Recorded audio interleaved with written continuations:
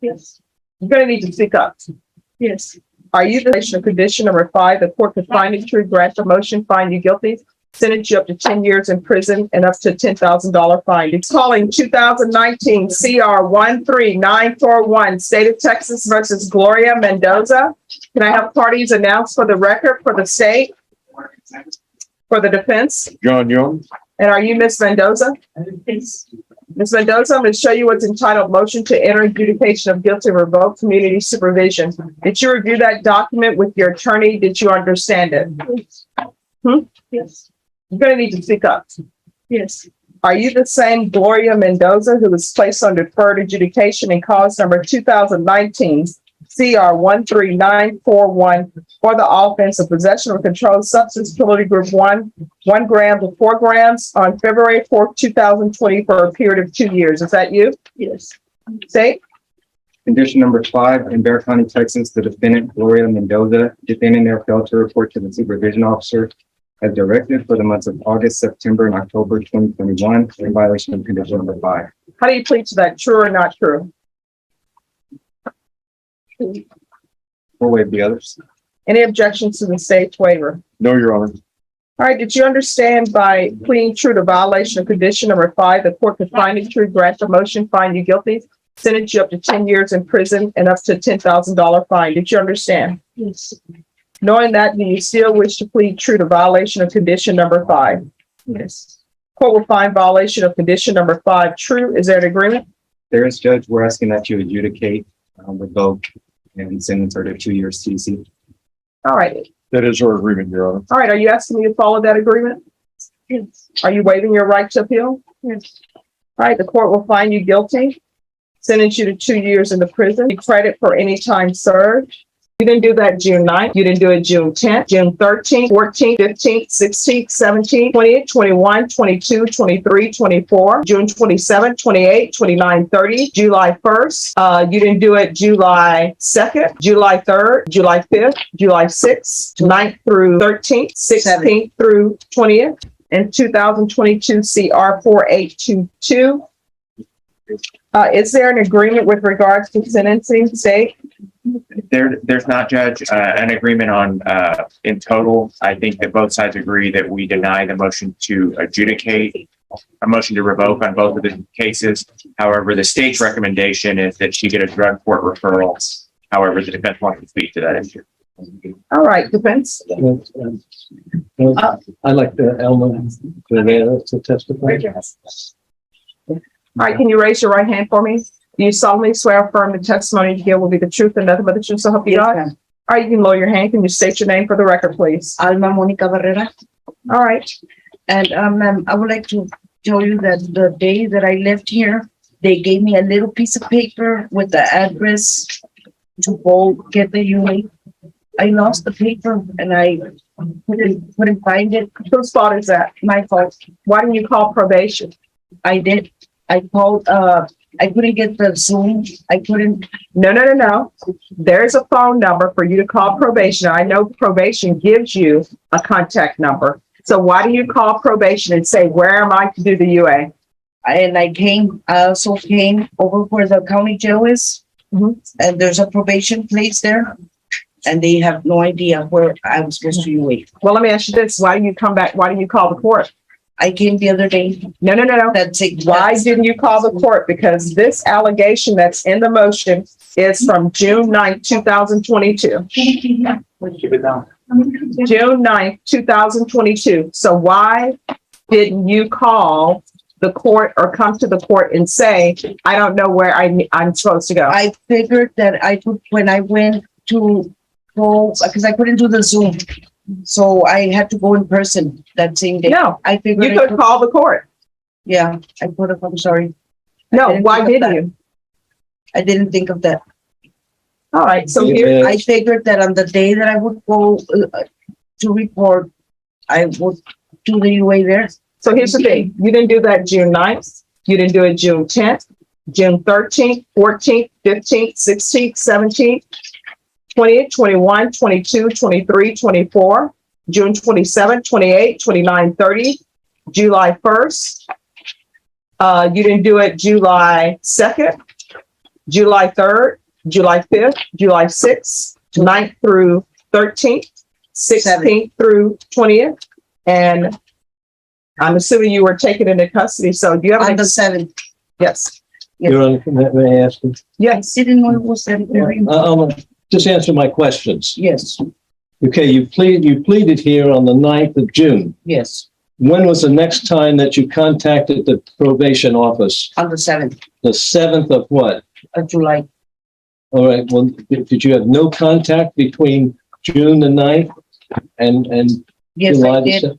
Okay, what was that? That's what I said. What was your next contact after the 9th of June? A week after that. A week after that? Yes, And where was that?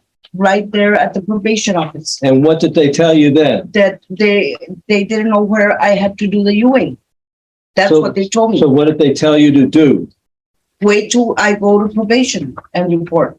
What do you mean, for the reporting for the next The month? 7th, on the The 7th. 7th of July? Yes. So you reported on the 7th of July? Yes, for they told me to go over there. I took the bus to the place.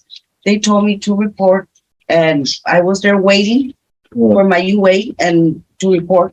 And then what they do, they arrested They you? arrested me. And so you've been in jail since the 7th of July Yes, because of this failure to report in the first place for the UA. yes, which was given to me in a little very small paper. I could not find it. Okay, so now between the time that you went to the probation office shortly after the 9th and up to the 7th, so your understanding, you weren't supposed to report any of those days for the UA, but you'd get the UA when you reported on the 7th of July. Yes. Okay, all right. Yes. All right, so thank you. Now, It's a misunderstanding. All right, well, let me clear up all misunderstandings. This is my communication with you. Okay. You're either getting revoked, which I think you should be revoked, or either you're going to inpatient treatment or you're going to felony drug court. Those are your choices. This is what I know about people who are addicted to drugs and who are in the throes of their addiction. They can tell you the moon is made of green cheese, and they give you such a great story that you start, wait a minute, is the moon really made of green cheese? So this whole thing about you being given a little piece of paper, not knowing where to go, that's a nice story. So you have a choice. I can sentence you on the state jail felony. I'll sentence you to 2 years to do. On the felony case, punishment is to be assessed at 8 years. I'll give you 4, run them concurrent, or either you can go to felony drug court or some type of inpatient treatment. Those are your 2 choices. So which would you prefer? Felony drug court. I have to take care of my son. Well, I don't think you can take care of how old is your son? 37. Yes, he's going to have to find somebody else to take care of him. Because let me just tell you right now, if you're trying to be a home health care provider for him, No. I don't allow that. No, Are you he being has- paid for that? No, he has his own provider. I don't provide for him. I'm glad that someone's there taking care of him. He lives there. All right. So in each of the motions, My the house. court is going to deny the motion, alter and amend conditions. Your Honor, may I add something? Yes. I believe that the state had recommended the felony drug court because of her past history. She had convictions in the 90s for a drug case, but I don't think she's addicted anymore. Is that right? I don't have a drug problem. Okay. Here's the thing, the fact that she wouldn't go to a UA tells me there are issues with her. So here's your choices. You can go to prison, or you can go to felony drug court, or either go to an inpatient treatment. I will go to felony drug court. Yes, ma'am. And if you're not accepted to felony drug court, or you're not accepted to inpatient treatment at SADF or ISF, what we're going to do, probation. All right. We're going to alter and amend conditions in each case to include a referral to felony drug court. I'm going to want the TAP evaluation. If felony drug court doesn't accept her, then she'll go to SADF. If she goes over there and pretends that she doesn't have a drug problem, then we're going to do ISF cognitive, and you're to remain in custody until that is done. And if there's a TAP evaluation that needs to be done, then also do the TAP. Is there anything else? Nothing How to say. long? That's all we have, Your Honor. I'll do anything to stay off drugs, anything. I need to be with my son. I care about him. All right, well, you're doing a poor job of showing you care for your son by not doing what you're supposed to do while you're on probation. So you're gonna have to do better. And I want to stress that she is not to be a home health care provider or work with minors at all. I don't know what's happening in that household. I don't know if he's receiving a government check and you're getting part of that government check, but if that's the case, that's going to stop. Do you understand? Yes, I understand. That's my house. I paid for I worked, I injured myself and that's why I'm not working, but I have always worked. I paid for my house. I didn't get no assistance of nothing. I've worked always and I'll prove you right that I'm not in drugs. All right. Good luck to you. Thank you. Thank you. A woman appeared before Judge Stephanie Boyd for a probation violation hearing involving 2 drug-related cases. She had been placed on probation, but missed a required drug test shortly after her sentencing date in June 2022. The woman explained she lost the paper with the testing location address and did not know where to go. She said she visited the probation office, but was told they did not know where she needed to report either. She finally showed up to report on July 7th and was arrested that same day. Judge Boyd acknowledged the explanation, but made clear that she did not fully accept the story. The judge gave the woman 3 choices: go to prison, attend felony drug court, or enter an inpatient treatment program. The woman chose drug court.